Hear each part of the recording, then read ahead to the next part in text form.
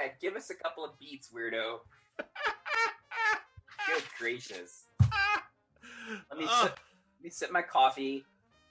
So I have a suggestion if you don't have it yet. Okay.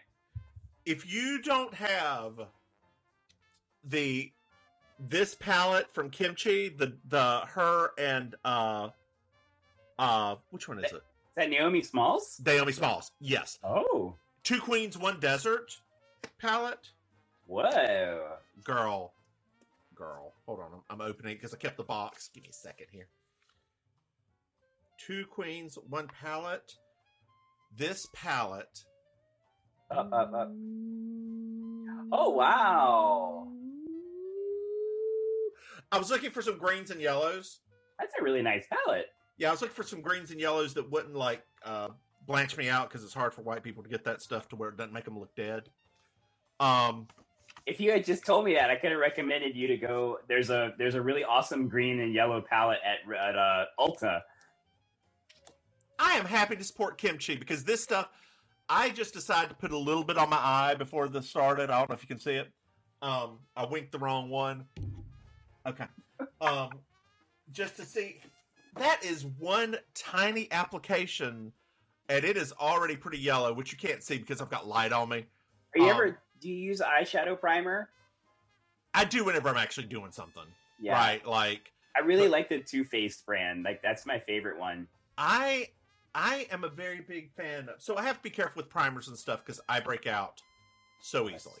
That's true. I will, and I get those nasty, weird, like pore clogging, gross looking pimples, especially around my nose.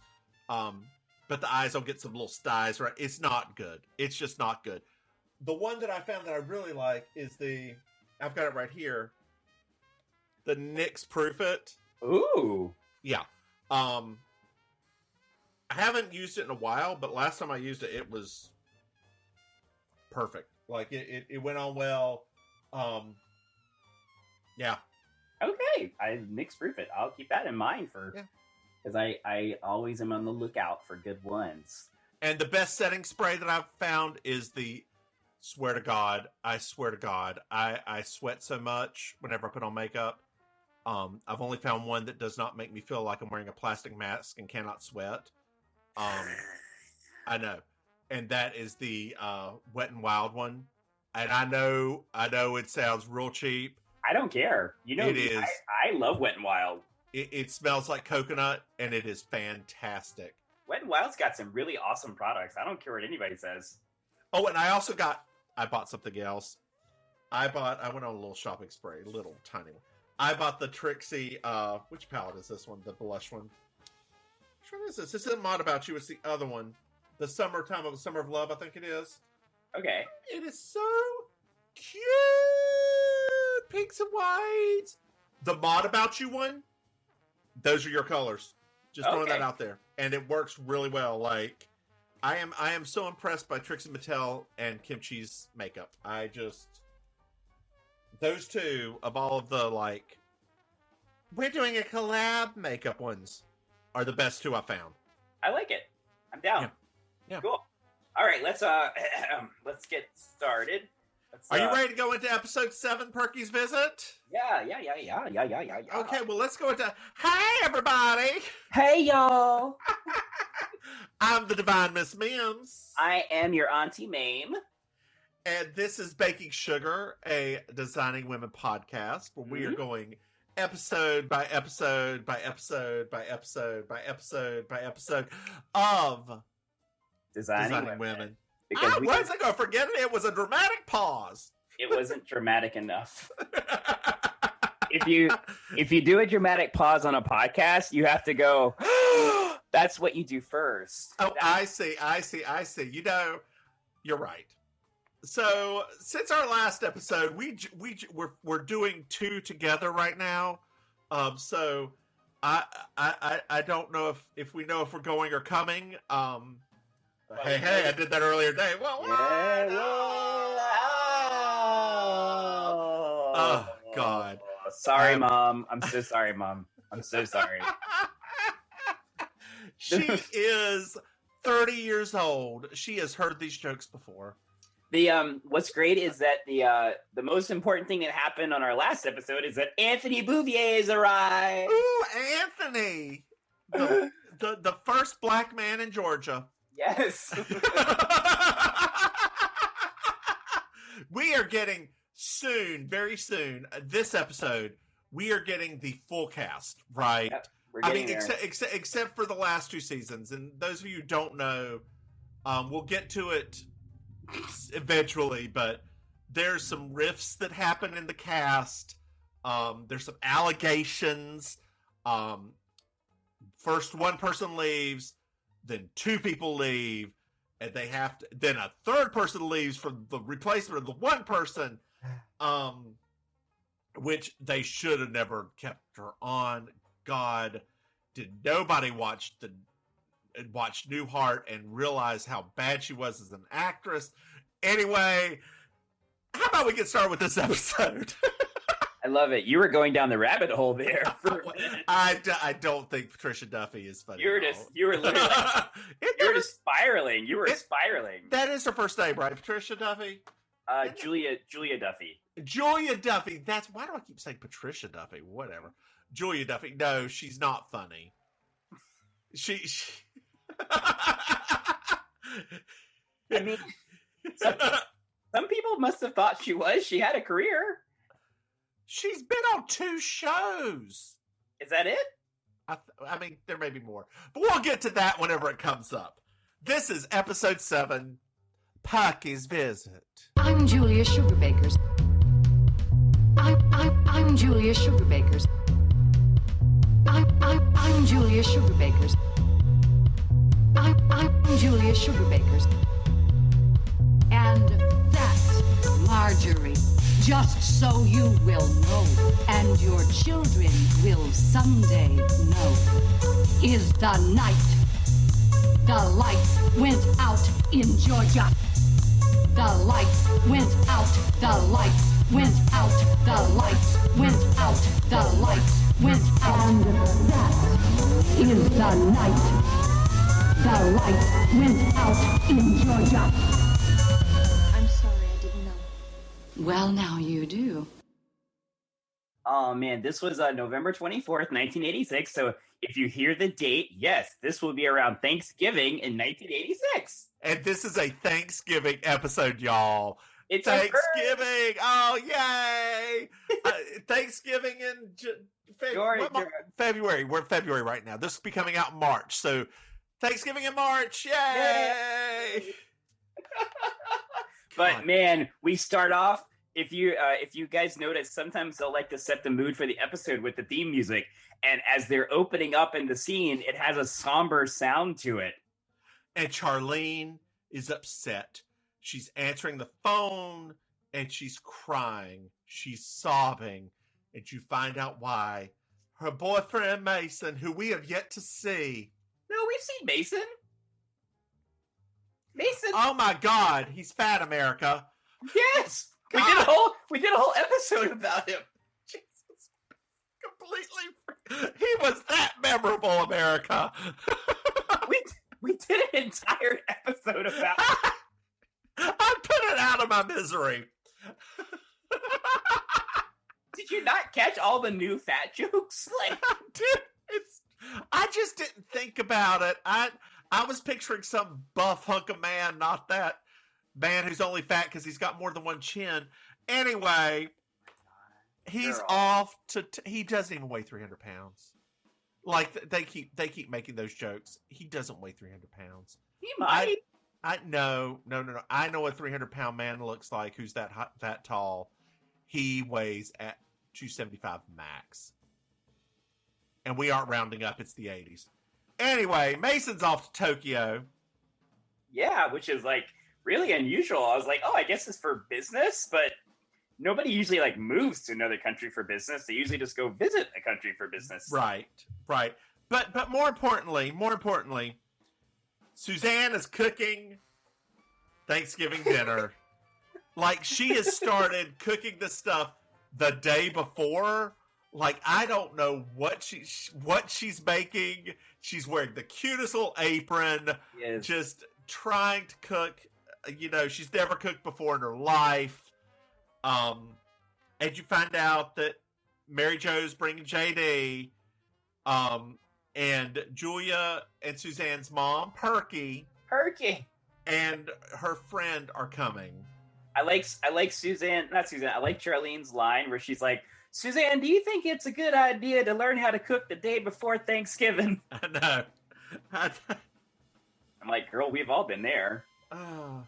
So Anthony was running a little late. He came in, and you know, Charlene's been trying to call him, and you know, page him, because this was time of pagers. And she said, "Did you get my page?" She's like, "Yes, I did." And I was going to try to call you, and the man beside me, Mercedes-Benz, had a cell phone. Now, a mobile phone, excuse me. For those of you who don't know. He didn't say mobile phone. He said a car phone. A car phone. For those of you that don't know what a car phone is, it looks like a plastic toy phone that you actually, and like an old style digital phone that you put up to your ear. And you, and they didn't work all the time either. Did your dad have one? He did in his failed business. Yes, he did. The only person I knew at the time that had one was our pastor. Wow. That America was a dramatic pause. Wow. Somebody definitely needs to get that Patreon now, because you need to see the look that he just made. Wow. Yeah.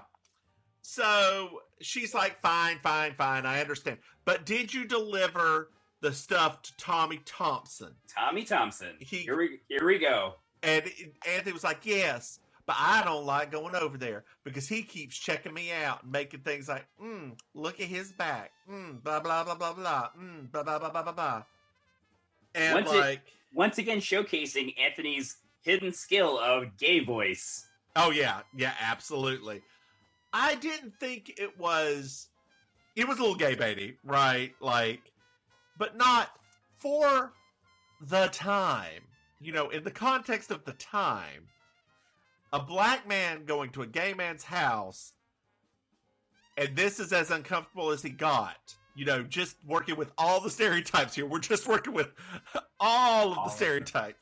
It was pretty well handled. I was at the time. I was a little bit nervous because I was like, "Where's his impersonation going?" Yeah. But you know, when the joke all it was like, "Would you like a cocktail?" and Anthony's reply was, "Don't cocktail me." I was like, "Okay, thank goodness. Okay, great." And you find out that and possibly what's even influencing his mood towards him is not the fact he's gay, but the fact he really makes fun of Julia whenever Julia's not around. He's mean to Julia, and Anthony's very supportive of Julia. Yep. Speaking of Julia. And Anthony says that he's going to take him out, in the mobster sort of way, not in the for dinner sort of way. We find out that Anthony's coming to Thanksgiving as well, and then Julia comes in saying that she is not going to pay that ticket. Going to pay that ticket. Do you want to tell the world what happened, Auntie? Why she's not going to pay that ticket? Okay, this is the best story ever. So, Julia and Maryjo are driving to the bank to make a deposit because the bank doesn't take in-person deposits until 10 o'clock. And the car breaks down. Makes sense. Right, makes sense. And the car breaks down. So, while the car is being serviced on location, which was weird, while it's being serviced on location, Maryjo and Julia Julia decides that they're still going to go to the bank. So, they walk their lily white butts over to the bank, into the drive-thru, and are trying to make a deposit while standing in the drive-thru, in which case the bank then said they're not going to take their money, in which case Julia then commandeers somebody's vehicle and tries to make them drive her up to the bank. Well, the thing is, so it was it was the person behind them in line. So she just got in the back seat and was like, take me through. And the manager of the bank was like, ma'am, get out of the car and then call the cops. I mean, if you really think about it, right? Like, Julia, that's a big Karen. That's some big Karen energy right there, right? Like, now, here's the thing. Here's the side part that I don't understand. Okay. Okay. And while this joke very much works, banks have a door for you to put your deposit in. They have for years. And they give everyone a key. You open the key, you throw your deposit in there, and you lock it up.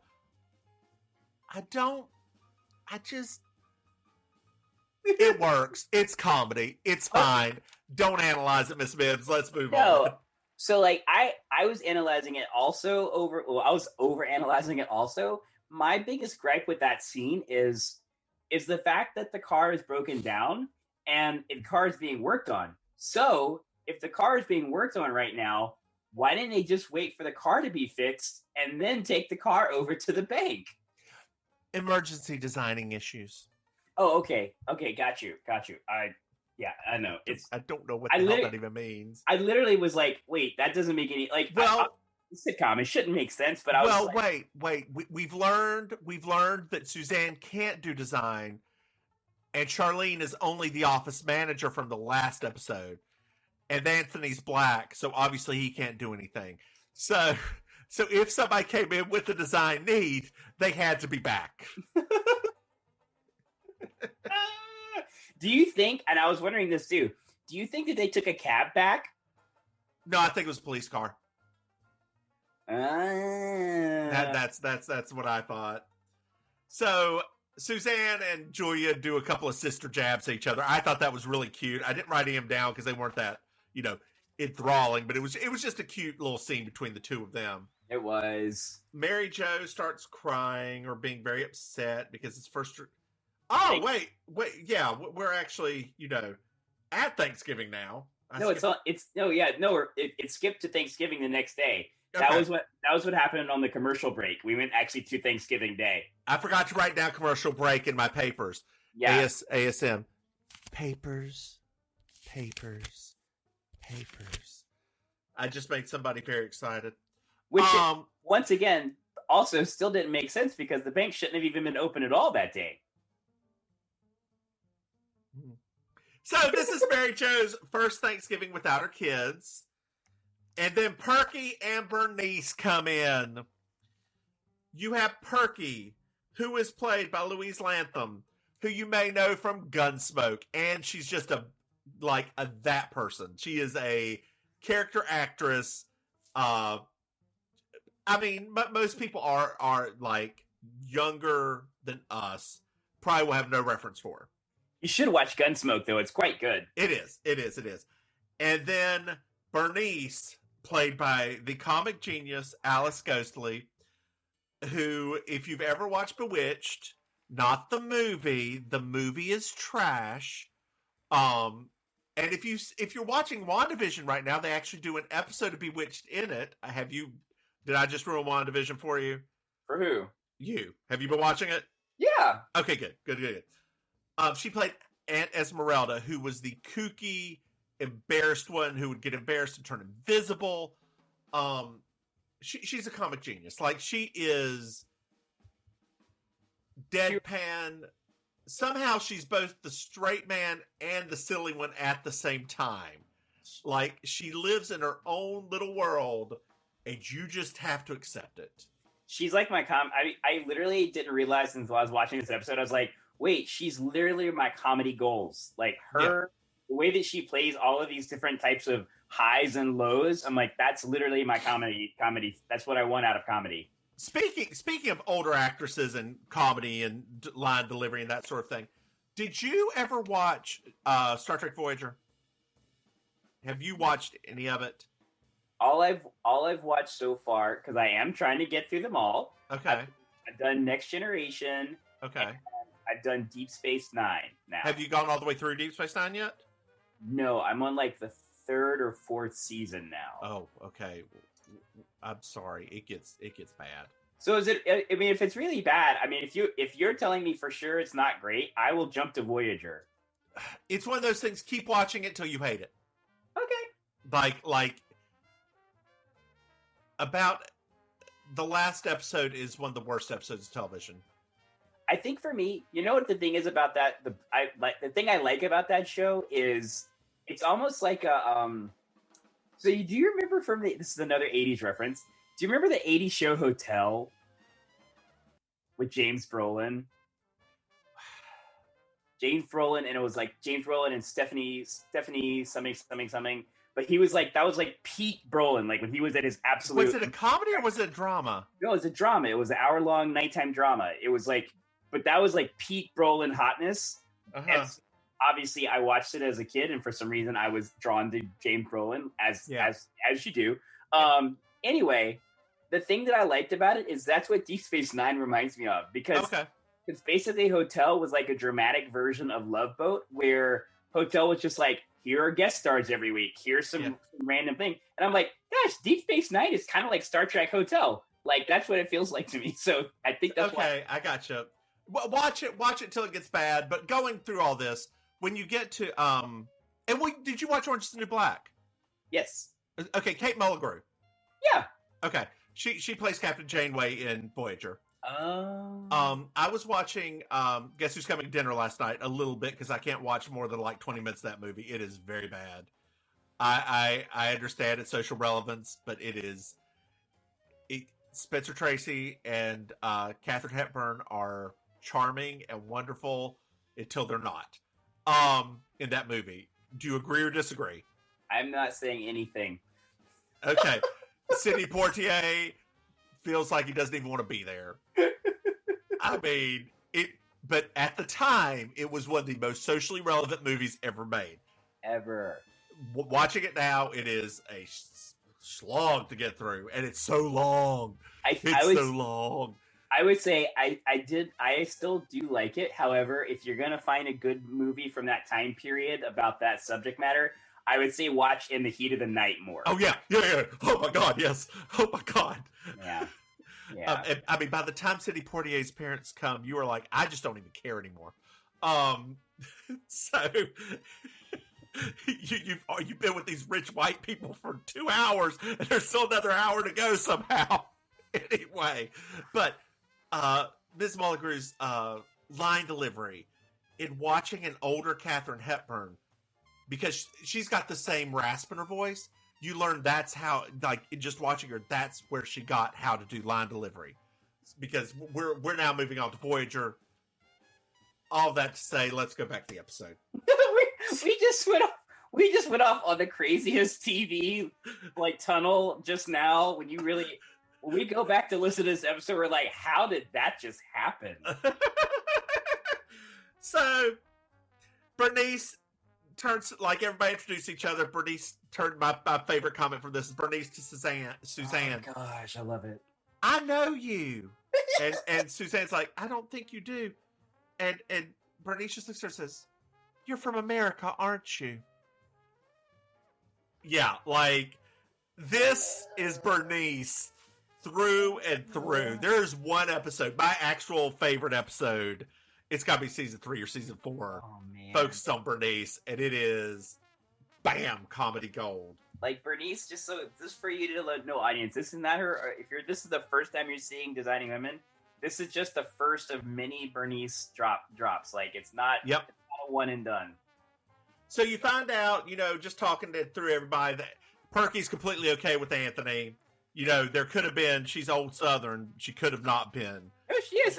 Anthony came and did the carpet. Breaking news. What happened? Tommy Thompson's dead. Oh, no, not Tommy Thompson. He was such a treasured man. Foul play is expected. No, who could have done something like that? Charlene, do you think it was Anthony? No, it can't be Anthony. I think it may be him. He was in jail. Oh, that's true, Maryjo. He did say when Mason got mad, when I got mad at Mason, that, he made that joke that he'll kill him by the pound. And then Julia says, wait, don't jump to conclusions. And Perky's the only one who's like, y'all are idiots. No, thank you, Perky. Thank you, Like, thank you, older Southern white lady, for being a little bit more progressive. wait. Anthony's here. Act normal. Oh, shoot. Where do I stick my hood? Oh, God. And then Anthony goes up to Bernice and says, how do you do? And she says, well, I'm alive. Yes. Once again, another T-shirt right there. Another T-shirt. So, I just want to reflect on how racist this is. Speaking of in the heat of the night. The entire conversation prior to Anthony coming in was a little problematic. A little? Yeah. A little? Like, it was really problematic. I mean, I understand. Again, this is one of those things that I feel like Linda Bloodworth Thompson is doing the let's be racially on the edge. And she's like, she may have gone past on the edge just to flat out racism. But let's keep going and see how this little comedy turns out. Hint, folks, he didn't do it. No, he didn't do it. Imagine that. So that's why he's in the credits. He didn't do it. At dinner, the food is inedible, except for the maroon dish. And it's canned beets. What the hell did she do to canned beets to make them maroon? I don't know. Oh my gosh, I just had a thought. Okay. Could you imagine, could you imagine if this show Anthony did actually do the murder, and for the next 5 seasons, Anthony is still on the show, but they just go and visit him in prison?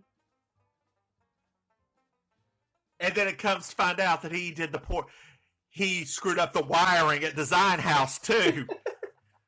And then it just turned into a 5-season arc about Anthony's actually been the mastermind behind all of these terrible things happening. And then there's a crossover with Angela Lansbury for Murder, She Wrote. You get to hear this terrible thing about Mason once he got to Tokyo. Somehow he got taken up by the Yakuza, who's being led by Anthony. Gosh, it's been Anthony all along. And his real name is Hollywood, and he is gay. Oh, God. So JD's not there, and Anthony offers to take care of him in the mafia sort of way. Yes. Like, they don't help. They don't help this episode by doing that stuff. Like, this is the only time Anthony ever says this kind of stuff.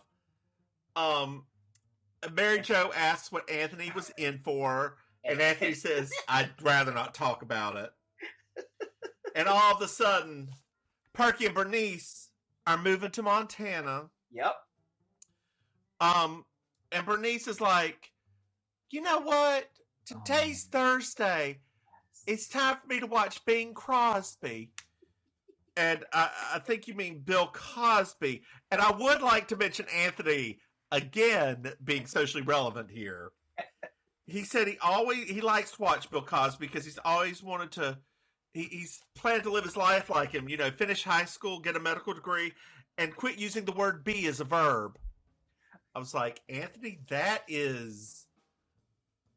actually pretty on point. Like, I mean, it is kind of on point, but I was also like, oh boy, because a black person did not write this script. So I was like, I really hope that was an improvised line from Anthony, because if it wasn't, that's kind of a problem.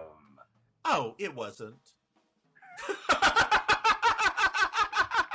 Right? I literally was like, well, you know what? I wonder who was if most of them just have Linda as the writer, right? Yeah. Like she I don't think there's a writer's room for this. I think it's her. God, she really was the Tina Fey of the 80s, wasn't she? I suppose so. I mean, with the same racial sensitivity, right? Like, definitely. I think for me, like the great thing about this little exchange was just the fact that even after Anthony explained it to Bernice, which is why I love Bernice so much, even after he explained that she was getting Bing Crosby mixed up with Bill Cosby, that Bernice basically, Anthony said he's white and he's dead, and Bernice literally says, well, that's really good of him. He has such great ratings. And I was like, that's why I love her character so much. Well, Suzanne enters with a comic pie. That pie was amazing, by the way. It really was. Dry ice in a... It was a lot. It was a lot of smoke coming off of it. And Bernice just says, okay, make a wish. So now Anthony's asleep. It's a little bit later. Anthony's fallen asleep. Yeah, technically Anthony's passed out because passed out from wine, right? They say, yeah, he drank too much wine. Again. Perky and Suzanne and Julia are cleaning up, and Perky comes over there. They're having conversation about why Suzanne even decided need to cook. You know, this is not what you're meant to do. Julia used to liberate the servants, and Suzanne used to have them run lemonade stands. It's like, liberate the servants? Liberate the liberate once again that beautiful writing. Liberate the servants. Like, granted, it was the 50s but I get, well, okay, that is true. Even in the 50s in Georgia, they did basically have lifelong contracts, right? Mm-hmm. I mean, they could break them, but once again, we promised you, audience, that this is not always going to be jokey, because some of the things in this show, from the perspective of people that lived in the South, namely myself and Miss Mims, some of these things are actually kind of problematic. Yes.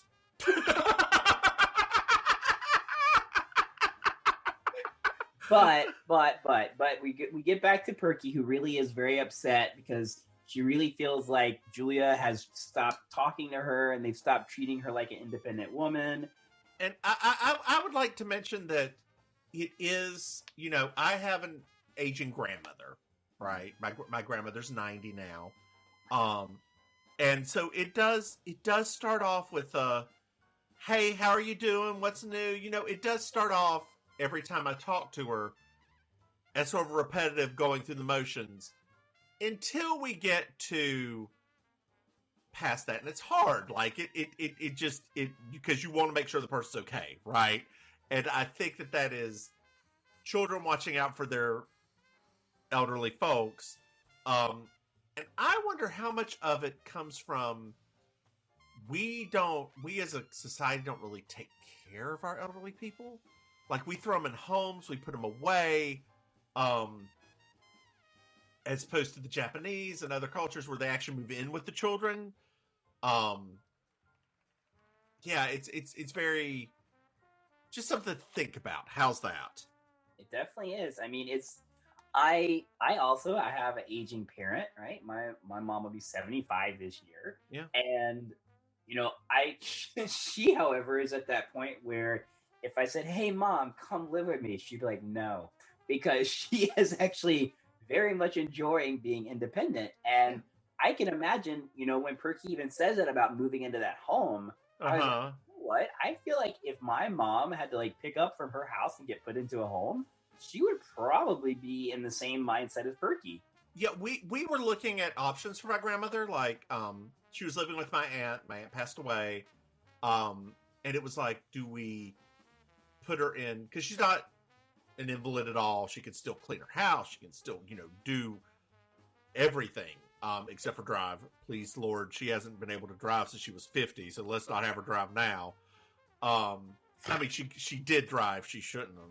Anyway. But like, what do we do with her? We decided, you know, the best thing would be a apartment that we could easily get to, right? And she loves her independence. Like, she's like, why didn't I do this so long ago? We're like, you could have. But back to this. The police are there. Well, hold on. We do get to arrive at the fact that she's not moving away. Oh, of course she's right. Not. We had to have a resolution to this little thing in the air because it actually was a moment where, like, once again, the music changed, and we had to have a little lesson about treating someone like an old person versus treating him like a person. I'm so glad you're paying attention to these music cues because I don't care.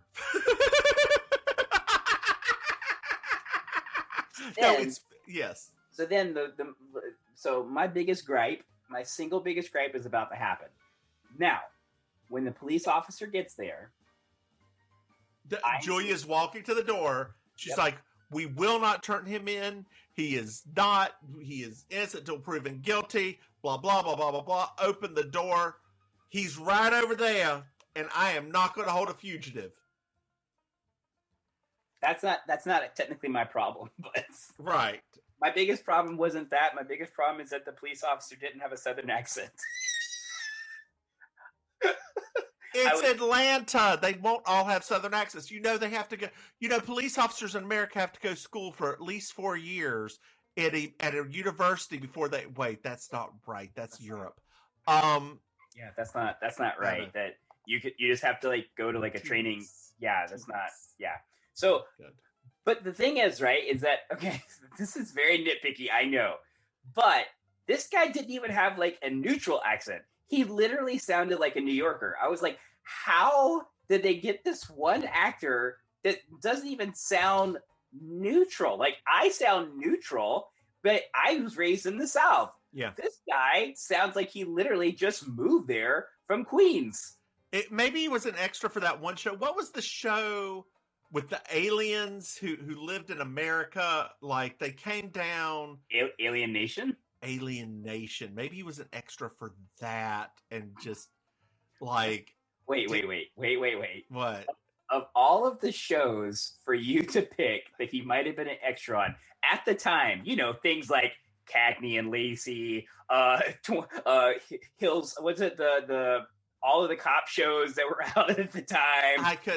All the cop shows I could think of were out after 86. I was thinking NYPD Blue, that's too late. Do you remember Hill Street Blues? Hill Street Blues, yeah, but that's not. That was a huge show at that time. I know. The Commish, that's later than. Whoa. Oh, yeah. Oh, these aren't good shows. Alien Nation was at least, interesting because how do we deal with the refugee crisis? About the same shitty way we are doing it now. It didn't change at all. No. It's almost like they watched the show and that's how they got their policies. So the cop is going, "What's going on here?" And Bernice just looks over at Anthony. "Well, I'm not sure, but I think this man has been holding us hostage."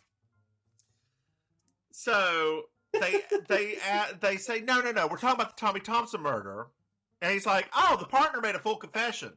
The business partner made a full confession. The business partner. They keep saying business partner, and the whole time I'm just like, Lord have mercy. So the cop was just returning an earring to Julia because she lost it in the cop car. And that's why I think the cop car took him home. Yeah. No, I forgot about him saying that. You're right. Yep. So the women all apologize to Anthony Bouvier. And the Bernice gives her last piece of advice. It's very long. And it's basically, remember when it's dark and rainy and blah, blah, blah outside. Cover your head with your coat. End. Oh, Bernice, I am so happy she's here now. I even as a child, when I watched this the first time, those were my favorite episodes. I always waited for Bernice to show up. So, what did you think of this episode? I love this episode simply because Bernice is here. Yeah. The rest of it's a bit of a problem. But it's so funny, right? Because you can see what something's trying to do. Uh-huh. But because it has such a limited scope in how to do it, it sometimes doesn't come off the right way. And I mean, that's honestly what I feel like is happening in this episode. She had really good intentions when she wrote it. It was really about, not letting looks be deceiving and all of that stuff. I totally got it. But then I was like, but then you made all of your characters, right? None of the main characters, which is kind of the same issue that I had with the He's Fat America, right? Uh-huh. Which is none of the main characters are being counter to these lessons narratives, right? all four of them were all like, oh crap. And not like all of them weren't bad, right? Because Charlene was like wanting to like save him and everything else, but it was like everybody just assumed he did it. I was like, why does this keep happening? Like, why don't they split into two factions? That would make this for a much more interesting kind of dialogue. Like why don't you have Charlene and Suzanne on one side and like Maryjo and literally like or Maryjo and Suzanne? I could see that too. Yeah, it's like why do all four of them have to unilaterally decide? Oh wait, no, Anthony is definitely guilty. I was like I said, like that's kind of the issue, and this is kind of something that I'll be happy to watch, like, and see how this bears out over time, because it does feel like it's always when there's another party present that, we did this thing in improv, right? It's called A-B conversations, right? So that's kind of how a scene goes. And I noticed that anytime it's a relevant social topic, all four of them are like on side A, and it's usually an extra person in the show that's on side B. And so, like, whether it be Mason as the fat guy telling people to not make fun of fat people, whether it be Perky that's like, y'all are jumping to conclusions and you're crazy, but it's never like one of them that's on that opposite side. And this is very different than, just going on your point, I'll tell you what I think about the episode. That is very different from, say, Golden Girls, which was on about the same time, where I think of the episode where Blanche's brother comes out, and Blanche is on side A, which is against like her brother coming out, and Rose is on side B, which is just talk to him, love your brother, it doesn't matter. And eventually it will be like if you took that same episode, all four of them were like, he shouldn't come out, and then what's his name? Richard from Empty Nest shows up, and he's like, hey, I'm Dr. Richard. You should really be good to your brother. And then they're all like, oh, wait, you're right. I'm like, that doesn't make sense. Right. So I like this episode. It's so... The comedy aspect of it is so solid. Yeah. Right? The visual comedy, the white fear... they did such good at that. Like, and it is white fear, right? And they did exemplify that. But I don't know. I guess I'm on the fence about it. It's funny. I laughed. I cringed. Yes. Right? Like. Yeah. And that's how I felt about it too. It was like, there's so many moments in this episode where it's like, it really is one of the funniest episodes to me. But also, I'm like, my eyes get big. I'm like, And the worst part it all is they all apologize to Anthony, but like he's stuck in this situation because he can't find another job. No, he can't. Like, he should. If it were today, and like he was able to find a new job, he would be gone. Like this would be a, do you see what y'all did? This is wrong. You're wrong. You're the problem, not me. Bye. But because he's a convict, he doesn't have that luxury, right? So it's very Jim Crow, I guess is the best way to put it. Wow. So if we redid this now, I guess Anthony would be played by, based on all of our modern culture, Viola Davis? No, I'd put him a little bit younger. I'd probably make him oh God, what is her name? Well, I mean, Viola's the one that always was getting lumped into these racial lesson movies for like a while. Right. But I want it to be Janelle Monáe. Yes, so she actually worked through. But it's just funny because like we're still at that point culturally where we're basically still having the same episode play out on our media. Or Monique. I would love if Monique was if Monique was in this exact situation. Monique would cuss out every single one of them, set fire to the house, and then just walk away, Angela Bassett style, like in Waiting Next. Yeah. I mean, or actually at the time, if we are recasting Meshack for just this role, I actually think, even though she's not that good of an actress, Queen Latifah would, like, because she could play, set it off, she could play a thug, kind of. Yeah. Like, the stereotype, I should take that word back, but, that is what they're playing at him being. Does that make sense? Yeah, the thing, too, that was a little bit off-putting, right, is like when they're apologizing, and then Anthony said, I even wrote it down because I was like, man, what a line, when he says, thanks again for turning me in for murder. I was like, oh, this is a lot. When you really, if you take away the laugh track, it's like, ugh. So, did you have Miss Georgia World in this episode? You already know who my Miss Georgia World is in this episode, and she'll probably be my Miss Georgia World in every episode. Bernice with the hair. That hair was slayed, and that dress with that weird, like, blue on blue see-through. I was like, yes, Bernice, you're looking like a little elderly sex pot. I was into it. So my Miss Georgia World this time was Anthony Bouvier. He looked so good in that suit. He did. I was surprised they put him in a suit. Like, I was like, you know what? He's showing them respect. He is, like, dressed to the nines. Good job, Anthony. I don't know where you got this money. As black people will say, he was doing everything right. Everything right. And yet, he's still being accused of murder. I believe Spike Lee had a few things to say about this. Ooh, could you imagine if Spike Lee did like a Designing Women movie about Anthony? Like it was from the perspective of Anthony Bouvier? Oh, I need to write a treatment for that. Whew. All right. So, tell them where they can find you on the social medias, Auntie. Well, if you are looking for us on the social medias, together we are at Mims and Maim. If you would like to find me and my drag and comedy and everything, I am located at Auntie Maim. That's MAIM, because I do like to maim a good joke. So that's where you can find me.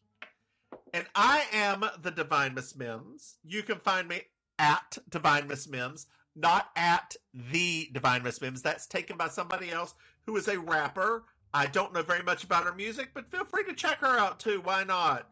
Let her know that I sent you to her. Maybe she'll, like drag queens or hate them. Anyway, and please consider being one of our supporters on Patreon. We're broke. We are broke. We are, we have these Yeti microphones, but we're broke. We're struggling artists. By struggling artists, we mean that if we didn't have actual jobs, we would be struggling artists. That is true. That I don't know what art I would do. I'm not very good at it, but drag queen artistry, maybe drag queen artistry. It's art. It's true. It's true. What is the next episode called? I'm looking it up. Oh no, what's going on here? Not that. What is going on with my phone? I don't have my phone. I try to do well and not keep it nearby. Oh. The next episode is episode 8. We do have one more character that we need to meet. Who? What is his name? Reese. Oh my gosh, next episode is Reese? Yes. Oh, how timely. I know. Next episode is season 1, episode 8. I do, I don't. Oh, I'm going to cry probably talking about it. Yeah, you will. All right, Auntie Maim. All right. I would also, hold on, I need to say one more thing before we leave. If you aren't watching Drag Race UK, please watch Drag Race UK. Please. It is, I dare say, better than the American version now because they still have joy. Dare say, it's definitely better. Yeah. And I just want to put out there, world, I am Team Bimini, 100%. Team Bimini. Me too. Team Bimini. So I want to tell you what I did on Twitter. This may not make it into the podcast, but I want to tell you what I did on Twitter. Okay. So I told you previously that my the soccer team I cheer for is the city that Bimini's from. Okay. And when she went out in that green and yellow outfit, it was for our soccer team, Norwich City, the Canaries.